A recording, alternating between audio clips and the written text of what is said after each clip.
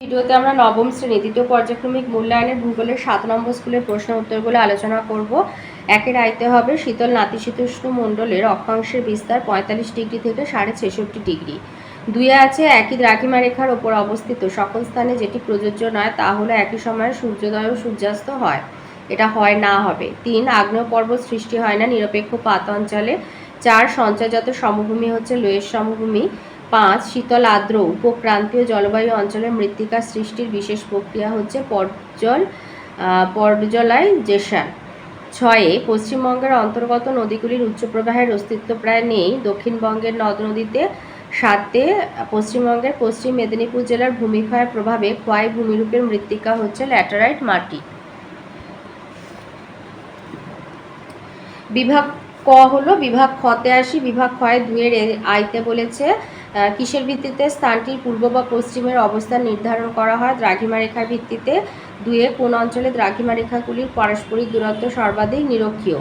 বিতে আছে শুদ্ধ অশুদ্ধ। শুদ্ধ হলে সু আর অশুদ্ধ হলে অ লিখতে বলছে।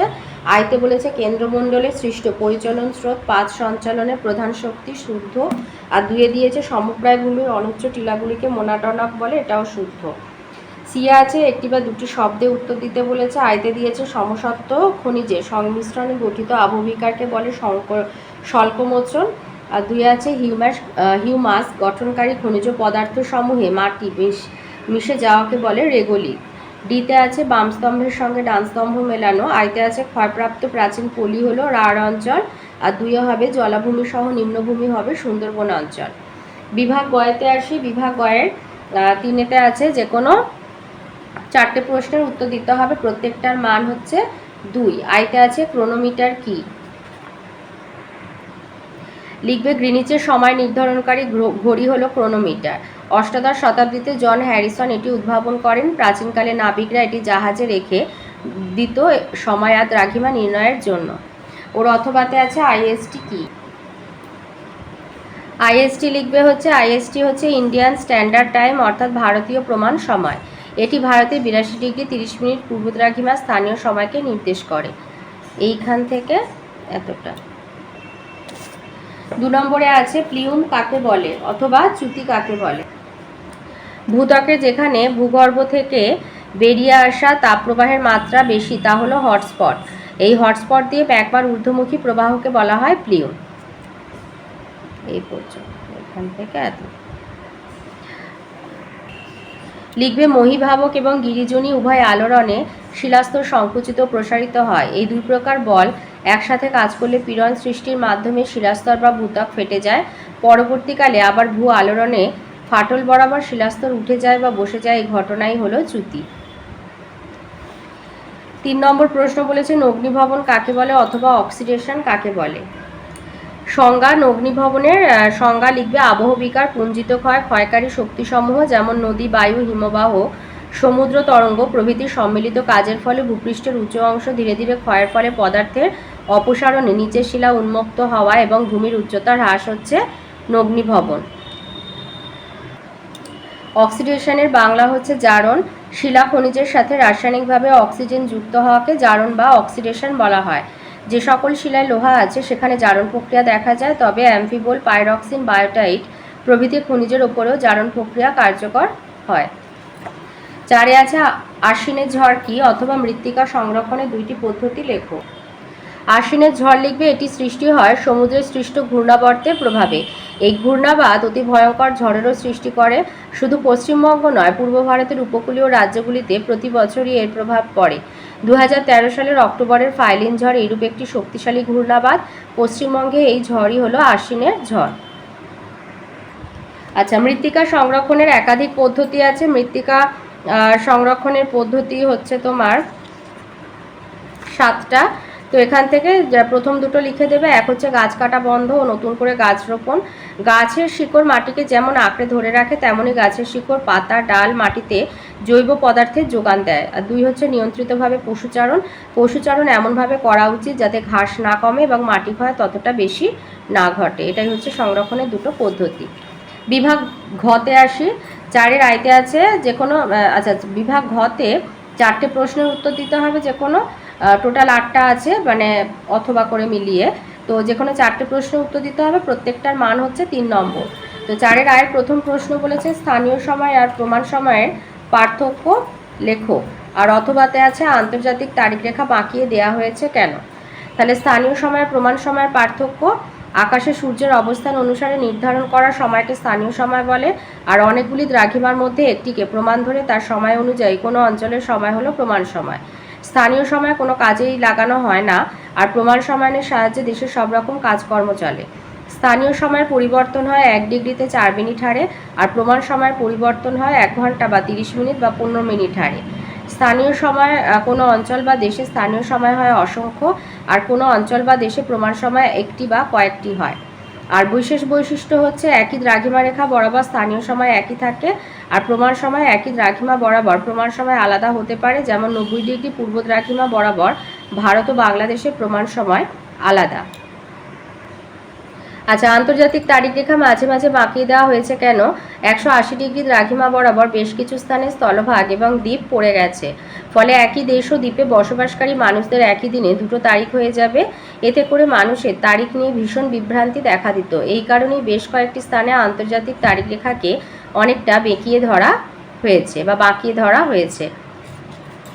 2-তে আছে আগ্নেয় পর্বত কিভাবে সৃষ্টি হয়েছে অথবা প্লাবনভূমি সৃষ্টির প্রক্রিয়ার বিবরণ দাও। আচ্ছা, আগ্নেয় পর্বতের উৎপত্তি ভূ অভ্যন্তরে ম্যাগমা প্রবল চাপ ও তাপে অবস্থান করে। এই ম্যাগমা পাতসীমানা, প্লিউম, চ্যুতিরেখা প্রভৃতি ভূত্বকের দুর্বল স্থান দিয়ে ক্রমাগত হারে বেরিয়ে এসে আগ্নেয়গিরি ও আগ্নেয় পর্বতের উৎপত্তি ঘটায়। পাত সংস্থান তত্ত্ব অনুসারে আগ্নেয় পর্বতের উৎপত্তি সবচেয়ে সহজভাবে ব্যাখ্যা করা হয়। দেখা গেছে পৃথিবীর অধিকাংশ আগ্নেয়গিরির অবস্থান রয়েছে প্রতিসারি বা গঠনাত্মক এবং অভিসারী বা ধ্বংসাত্মক পাতসীমানা বরাবর। এক হচ্ছে প্রতিসারি বা গঠনাত্মক পাতসীমানায় দুটি পাত পরস্পর বিপরীতে সরে যাওয়ার কারণে ম্যাগমা বেরিয়ে এসে আগ্নেয়গিরি এবং আগ্নেয় পর্বতের উৎপত্তি ঘটেছে। আর 2-এর এতে আছে অভিসারী বা ধ্বংসাত্মক পাতসীমানা, যেখানে মহাসাগরীয় মহাদেশীয় পাতের ধাক্কা লাগে, সেখানে অধিক ঘনত্বের মহাসাগরীয় পাত ভেতরে ঢুকে গলে গিয়ে ম্যাগমা রূপে বেরিয়ে এসে আগ্নেয়গিরির উৎপত্তি ঘটিয়েছে। আবার একই প্রকার পাতসীমানা, যেখানে মহাসাগরীয় পাতের ধাক্কা লাগে, সেখানেও অপেক্ষাকৃত ভারী পাতটা ঢুকেও গলে গিয়ে ম্যাগমা রূপে বেরিয়ে এসে আগ্নেয়গিরির সৃষ্টি হয়েছে।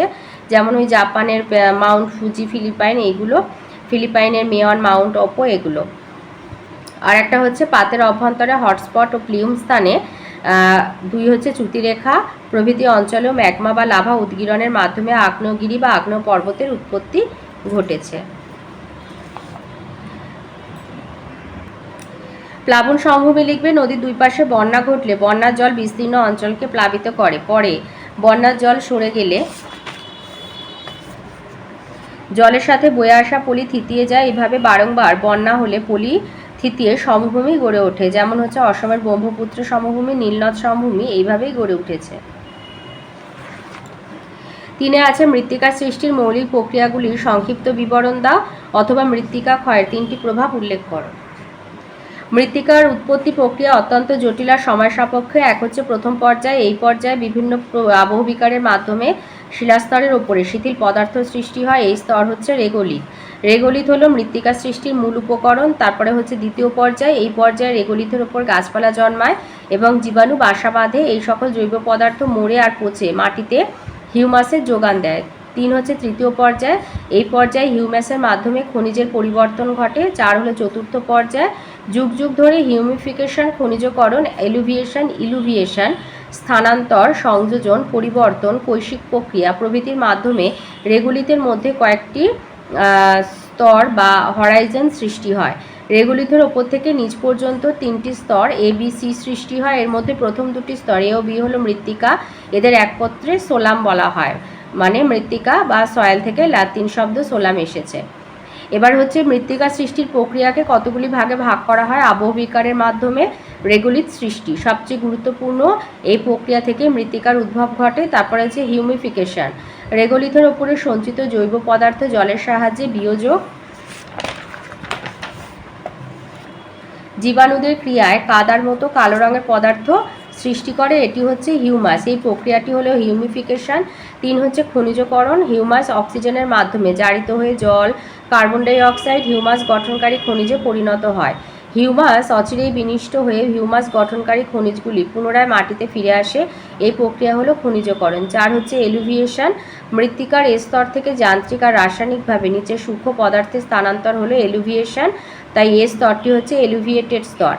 ইলুভিয়েশন স্তর থেকে যে সকল পদার্থ নিচে নামে তা বিস্তরে সঞ্চিত হয়, পদার্থ পদ্ধতি হচ্ছে ইলুভিয়েশন এবং বিস্তরটি হচ্ছে ইলুভিয়েটেড স্তর। ধৌত প্রক্রিয়া, জলের মাধ্যমে মৃত্তিকার এ আর বি স্তর থেকে পদার্থের অপসারণ হলো ধৌত প্রক্রিয়া। 7 হচ্ছে কৈশিক প্রক্রিয়া, মৃত্তিকার নিচের স্তরে জল মৃত্তিকার ফাঁক দিয়ে ওপরে উঠে আসে, এটা হলো কৈশিক প্রক্রিয়া। এই সকল প্রক্রিয়াগুলি সম্মিলিতভাবে মৃত্তিকার মধ্যে কিছু পদার্থের যোগান দিয়ে মাটির লাভ ঘটায়, কিছু পদার্থ স্থানান্তরিত হয় আর কিছু পদার্থের স্থানান্তর ঘটে আর কিছু পদার্থ অপসারিত হয়। এই জটিল প্রক্রিয়ার মৃত্তিকার উৎপত্তি ঘটে। আচ্ছা, মৃত্তিকা ক্ষয়ের প্রভাব হচ্ছে, এক হলো প্রাকৃতিক পরিবেশের উপর প্রভাব, মৃত্তিকা ক্ষয় পেলে ভৌম জলস্তর নেমে যায়। 2 জলচক্র প্রভাবিত হয়। 3 মৃত্তিকাস্থিত বিয়োজক মানে ছত্রাক, ব্যাকটেরিয়া প্রভৃতির বাসভূমি নষ্ট হয়, ফলে খাদ্য শৃঙ্খল ব্যাহত হয়। আর 4 নদীসহ অন্যান্য জলাশয়ের নাব্যতা হ্রাস পায়, ফলে বন্যার সম্ভাবনা দেখা যায়। 2 হচ্ছে মানবিক পরিবেশের ওপর প্রভাব, উর্বর মাটি ক্ষয় পাওয়ায় কৃষি উৎপাদন কমে যায়। 2 নদীর নাব্যতা হ্রাস পায়, নৌ চলাচলে অসুবিধা হয়। 3 জলাভূমিগুলো ক্ষয়প্রাপ্ত মাটি দিয়ে ভরাট হয়ে যায়, ফলে জলাভূমির বাস্তুতন্ত্র ধ্বংস হয়। 5 আছে ভারতের জলবায়ুতে মৌসুমী বায়ুর 3টি প্রভাব উল্লেখ করো, অথবা পশ্চিমবঙ্গের পার্বত্য অঞ্চলের উদ্ভিদ সম্পর্কে সংক্ষেপে আলোচনা করো।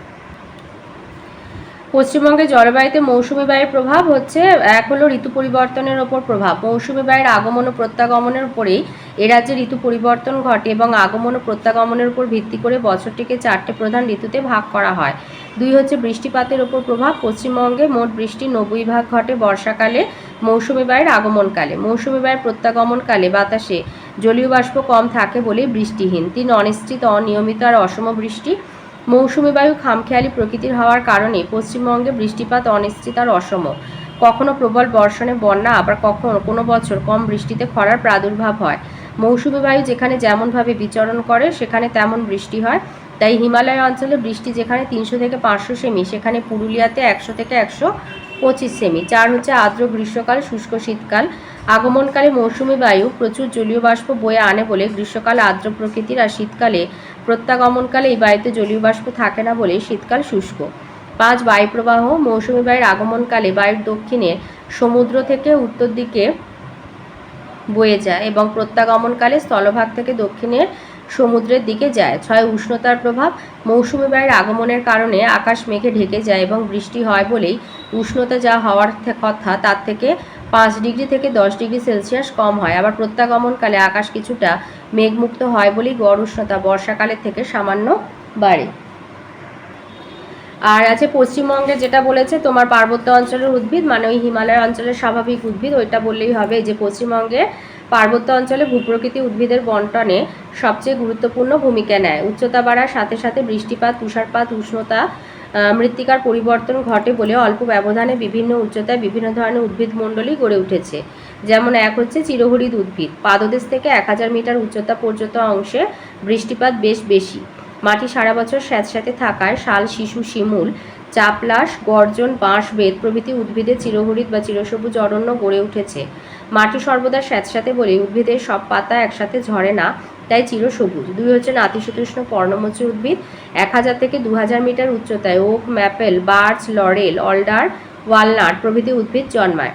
এই উদ্ভিদগুলির অধিকাংশই বছরের একটা নির্দিষ্ট সময়ে সব পাতা একসাথে ঝরিয়ে ফেলে, তাই উদ্ভিদ পর্ণমোচী শ্রেণীর।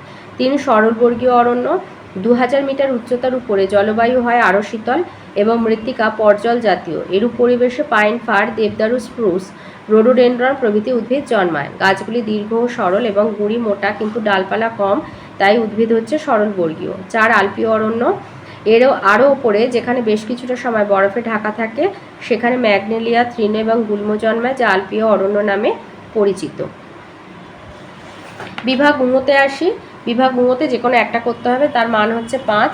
5-এর আয়তে দিয়েছে উষ্ণতার তারতম্যের ভিত্তিতে বিভিন্ন ধরনের যান্ত্রিক আবহবিকার চিত্রসহ ব্যাখ্যা করো।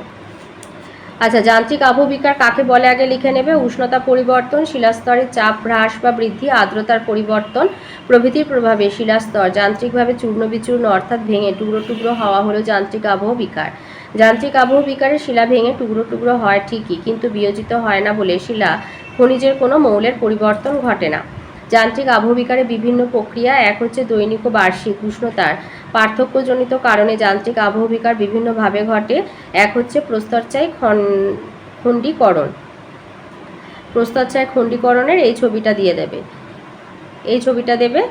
সমান্তরাল বা সমকোণী ফাটলের সাহায্যে একটি বড় শিলাখণ্ড বা শিলাস্তর বিভিন্ন খণ্ডে পরিণত হওয়া হলো প্রস্তরচায়ী খণ্ডীকরণ বা প্রস্তরচায়ী বিচ্ছিন্নকরণ। এই আবহবিকারে সৃষ্ট খণ্ডগুলো এক একটি জ্যামিতিক আকার নেয়।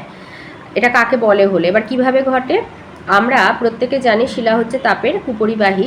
দিনের বেলা বেশি উষ্ণতায় শিলার উপরিস্তর প্রসারিত হয়, আর রাত্রে উষ্ণতা কমে যাওয়ায় তাপ বিকিরণে ওই অংশ সংকুচিত হয়। কিন্তু শিলার ভিতর অংশে তাপ প্রবেশ করে না বলে সংকোচন ও প্রসারণ ঘটে না। এইভাবে অসম সংকোচন ও প্রসারণে শিলাস্তরে পীড়নের সৃষ্টি হয়, আর পীড়নের নির্দিষ্ট মান অতিক্রম করলে শিলায় অসংখ্য উলম্ব, সমান্তরাল ও সমকোণী ফাটল তৈরি হয়। এই ফাটলগুলি পরবর্তী সময়ে একটু একটু করে বাড়তে থাকে এবং এক সময় ফাটল বরাবর বিভিন্ন আকৃতির টুকরো টুকরো খণ্ড বেরিয়ে আসে। এবারে কোন শিলায় ঘটে? মরুভূমি অঞ্চলে গ্র্যানাইট ও কোয়ার্টজাইট শিলায় প্রস্তরচায়ী খণ্ডীকরণ প্রক্রিয়া ঘটে। শুষ্ক অঞ্চলে চুনাপাথরে এই প্রক্রিয়া দেখা যেতে পারে। দুই হচ্ছে স্বল্পমোচন। স্বল্পমোচনের এই ছবিটা দেবে। আচ্ছা, এটা প্রথমে কাকে বলে? সমসত্ব প্রকৃতির শিলার উপরিভাগ থেকে পেঁয়াজের খোসার মতো পাতলা পাতলা স্তর খুলে যাওয়াকে স্বল্পমোচন বলে। এটিকে অনিয়ন ওয়েদারিংও বলা হয়। এবার কিভাবে ঘটে? শিলা তাপের কুপরিবাহী হওয়ায় মূল শিলাস্তরের বাইরের অংশ দিনের বেলা প্রসারিত, রাত্রে সংকুচিত হয়, কিন্তু ভেতরের অংশ সংকুচিত আর প্রসারিত হতে পারে না। ফলে ভেতর থেকে বাইরের দিকে একটা অসম তাপীয় ঢালের সৃষ্টি হয় এবং বাইরের অংশ ক্রমাগত সংকোচন ও প্রসারণে স্তরে স্তরে খুলে যায়। মূল শিলাখণ্ডের বাইরের অংশ পেঁয়াজের খোসার মতো খুলে গিয়ে সম্পূর্ণ শিলাটি গোলাকার আকৃতি ধারণ করে, তাই এই প্রক্রিয়া উপগোলাকার আবহবিকার নামেও পরিচিত। এবার কোন শিলায় ঘটে? মরুয়া শুষ্ক অঞ্চলে কেলাসিত গ্র্যানাইট আর নিঃশিলায় এই প্রকার আবহবিকার দেখা যায়। 3 নম্বর হচ্ছে ক্ষুদ্রকণা বিসরণ, তার সাথে এই ছবিটা দিচ্ছ। আচ্ছা, কাকে বলে? না, মরুভূমি অঞ্চলে প্রবল উষ্ণতা তারতম্যজনিত কারণে শিলা হঠাৎ আওয়াজ করে ফেটে গিয়ে ক্ষুদ্র ক্ষুদ্র খণ্ডে পরিণত হওয়া হলো ক্ষুদ্রকণা বিসরণ। কিভাবে ঘটে? শিলা যে সকল খনিজ দ্বারা গঠিত তাদের বৈশিষ্ট্য, প্রকৃতি আর রং ভিন্ন। দিনের বেলা সূর্যের তাপে শিলার খনিজগুলো বিভিন্ন হারে প্রসারিত আর রাত্রিবেলায় বিভিন্ন হারে সংকুচিত হয়। এইভাবে ক্রমাগত সংকোচন ও প্রসারণে শিলায় প্রবল পীড়নের সৃষ্টি হয় এবং একসময় শিলা আওয়াজ করে ফেটে ক্ষুদ্র ক্ষুদ্র খণ্ডে পরিণত হয়। মরু অঞ্চলে প্রায়শই দুপুর বা বিকেলে পিস্তল থেকে গুলি ছোড়ার মতো শিলা ফাটার আওয়াজ পাওয়া যায়। দিনের বেলা কখনো কখনো প্রচণ্ড গরম শিলার ওপর বৃষ্টির জল পড়ে শিলা হঠাৎ সংকুচিত হলে তা আওয়াজ করে ফেটে যায়। যেভাবে গরম কাচে জল পড়লে কাঁচ ফাটে। এবার কোন শিলায় ঘটে? মরুভূমি অঞ্চলে গ্র্যানাইট আর ব্যাসল্ট শিলায় ক্ষুদ্রকণা বিসরণ প্রক্রিয়া ঘটে। 4 হচ্ছে তুষারকার্যে যান্ত্রিক আবহবিকার বা বরফ কেলাস আবহবিকার, তার সাথে এই ছবিটা দিচ্ছ। আচ্ছা, কাকে বলে? শীতপ্রধান উচ্চ পার্বত্য ও শীতপ্রধান অঞ্চলে শিলার ফাটলের মধ্যেকার জল বরফে পরিণত হয়ে প্রবল চাপ সৃষ্টির মাধ্যমে শিলা ফেটে ও ভেঙে টুকরো হলে তা তুষারকার্যের আবহবিকার। কোন অঞ্চলে ঘটে? শীতপ্রধান উচ্চ পার্বত্য আর উচ্চ অক্ষাংশ অঞ্চলে, যেখানে দৈনন্দিন এবং ঋতুভিত্তিক উষ্ণতার হেরফের খুব বেশি, মানে দিনের বেলা হচ্ছে হিমাঙ্কের উপরে আর রাত্রে হিমাঙ্কের নিচে, সেখানে তুষারের কাজে যান্ত্রিক আবহবিকারের প্রাধান্য লক্ষ্য করা যায়। কিভাবে ঘটে? জল জমে বরফে পরিণত হলে আয়তন পান প্রায় 9% বাড়ে। এই জল যদি আবদ্ধ এলাকায় জমে তাহলে প্রবল চাপ সৃষ্টি করে। শিলা ফাটলের জল বরফে পরিণত হলে ফাটলের ভিতরে প্রবল পীড়নের সৃষ্টি হয়। এই পীড়ন শিলার পীড়ন সহ্য ক্ষমতার থেকে অনেক বেশি। ফলে শিলা ফাটল ক্রমশ বাড়তে বাড়তে একসময় টুকরো টুকরো খণ্ডে পরিণত হয়। এই টুকরো টুকরো খণ্ড পর্বতের পাদদেশে স্ক্রিয়া ট্যালাস গঠন করে। ট্যালাস দিয়ে গঠিত ভূমিরূপ হচ্ছে ব্লক স্পেট, ফেলসেনমির, প্রস্তরক্ষেত্র প্রভৃতি নামে পরিচিত। আর এই ছবিটা দিয়ে দিচ্ছ। 5-এ 2 নম্বর প্রশ্ন বলেছে পশ্চিমবঙ্গে যে কোনো দুটি মৃত্তিকার অবস্থান আর বৈশিষ্ট্য আলোচনা করো। আচ্ছা, পশ্চিমবঙ্গে যে কোনো দুটো মৃত্তিকার অবস্থান আর বৈশিষ্ট্য। তো একটা হচ্ছে পার্বত্য অঞ্চলের মাটি অবস্থান। পশ্চিমবঙ্গের উত্তরে পার্বত্য অঞ্চল অর্থাৎ দার্জিলিং, কালিম্পং, জলপাইগুড়ি, কোচবিহার প্রভৃতি জেলায় মাটি দেখতে পাওয়া যায়। বৈশিষ্ট্য হচ্ছে এটি পর্জল প্রকৃতির মাটি। 2 হচ্ছে এর রং কালো বা ধূসর বাদামি হয়। আর 3 হচ্ছে এই মাটি মাঝারি ধরনের উর্বর হয়। উৎপন্ন ফসল চা, কমলালেবু, শিংকোনা হচ্ছে উৎপাদিত হয়। 2 হলো তরাই অঞ্চলের মাটি, অবস্থান হচ্ছে পশ্চিমবঙ্গের উত্তরে হিমালয়ের পাদদেশে তরাই অঞ্চলে এই মাটি দেখা যায়। বৈশিষ্ট্য হচ্ছে এই মাটিতে নুড়ি, কাঁকর, বালি প্রভৃতি উপাদানের আধিক্য দেখা যায়। বি হচ্ছে মাটি ধূসর বর্ণের হয়। 3 হচ্ছে উর্বরতা মাঝারি ধরনের হয়। উৎপন্ন ফসল ধান, গম, চা, আলু প্রভৃতি চাষ করা হয়। তো এই ছিল আজকের আমাদের নবম শ্রেণী ভূগোলের দ্বিতীয় পর্যায়ক্রমিক মূল্যায়ন থেকে 7 নম্বর স্কুলের প্রশ্নের উত্তরগুলো।